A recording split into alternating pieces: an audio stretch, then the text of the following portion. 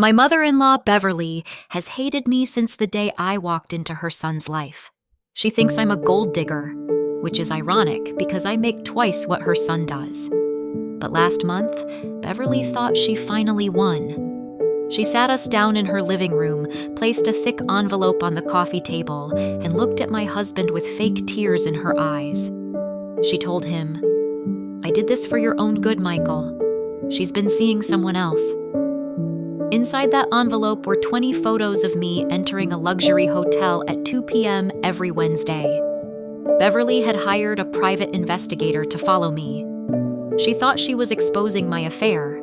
Instead, she was about to expose a secret that would get her kicked out of the family forever. To understand Beverly, you have to understand that she's obsessed with legacy. She wants Michael to marry a girl from her country club circle. I'm a self-made tech consultant from a working-class background. For months, she had been dropping hints. "Oh, you're working late again, honey?" Or, "I saw your car at the mall when you said you were at a client meeting." I ignored it. I was busy. I had a massive project coming up, and I was stressed. But then came the Wednesday hotel visits. In the photos Beverly showed Michael, I was clearly visible. I was wearing my favorite trench coat, holding a briefcase, and being greeted by a handsome man in a suit in the lobby of the St. Regis. In one photo, he even had his hand on the small of my back as we headed toward the elevators. Michael looked at the photos, then at me. His face was white. Beverly was smirking. She whispered, "I have the receipts, Michael. I paid a professional to track her." I didn't cry. I didn't even look at Michael. I looked at the photos. Then, I looked at the private investigator's report. I noticed something Beverly hadn't. The PI was her nephew, Gary. Gary is a deadbeat who hasn't had a job in 3 years. Beverly didn't hire a professional. She paid her nephew to stalk me. I reached into my own bag and pulled out my laptop.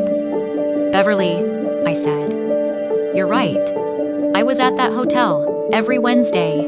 But if Gary was a real professional, he would have followed me inside the suite." I turned the laptop around. I pulled up a legal contract. I wasn't having an affair. I was acting as the lead consultant for a multi-million-dollar acquisition of that very hotel chain. The handsome man in the suit? He's the CEO of a global hospitality group.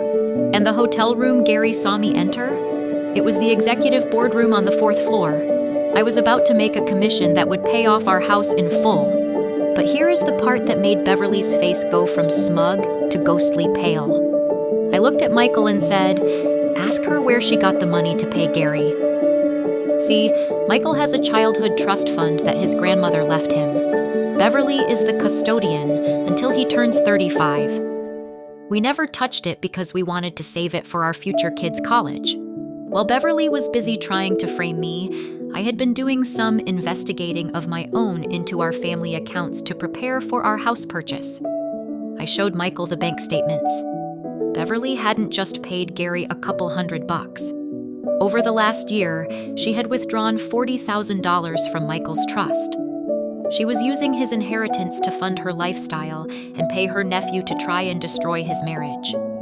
The affair photos were her last-ditch effort to get me out of the picture before Michael turned 35 next month and realized the money was missing. Michael didn't even let her finish her sentence. He stood up, took the photos, and threw them in the fireplace.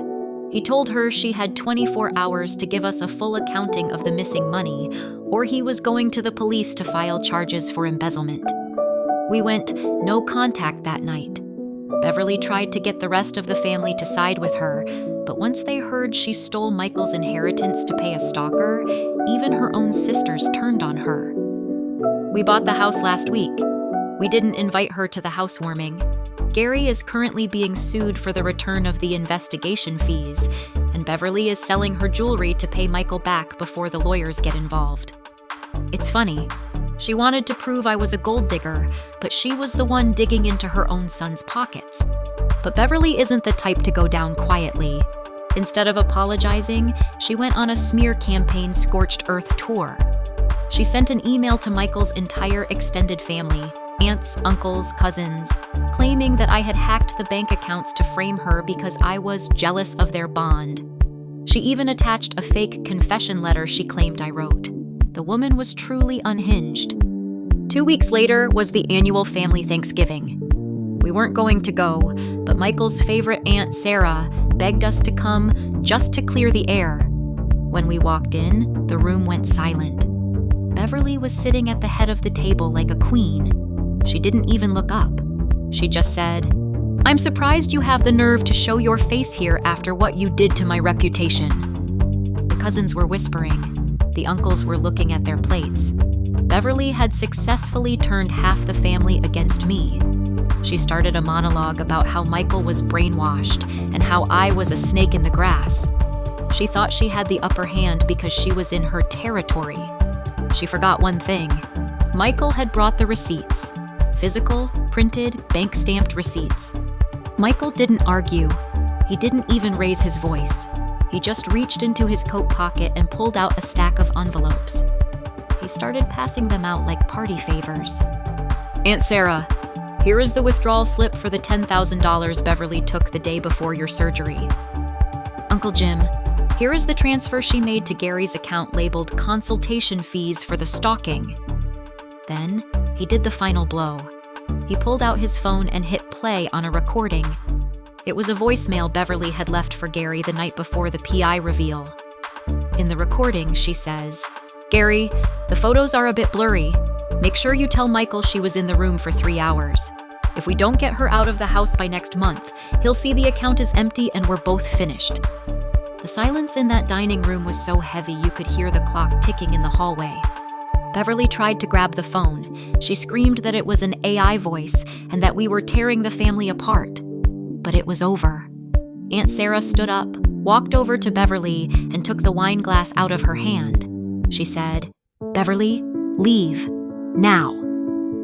Watching Beverly realize that her empire of lies had crumbled in front of the people she valued most was better than any court victory. She had spent 30 years being the perfect matriarch, and in 10 minutes, she became a pariah. She left the house in a blizzard of tears and insults, screaming that we'd regret this. Gary, the nephew, didn't even wait for her. He had already slipped out the back door the second the recording started. It's been 3 months since the Thanksgiving disaster. Beverly moved to a small apartment 2 states away. She's blocked on everything. Michael's family has been nonstop apologizing, and we've actually become closer with Aunt Sarah and the cousins. The best part? Michael used the remaining trust fund, what was left of it, to start a college fund for our future kids. Last week, we got a letter from Beverly's new lawyer asking for family reconciliation. Michael didn't even open it. He just dropped it into the shredder while we were packing for our vacation. Some people think family means you have to forgive everything. But Michael and I, we think family is earned. And Beverly, she's officially out of business. Justice is a dish best served with bank statements. If you've ever caught an in-law in a massive lie, I want to hear your story in the comments. I'll see you in the next story.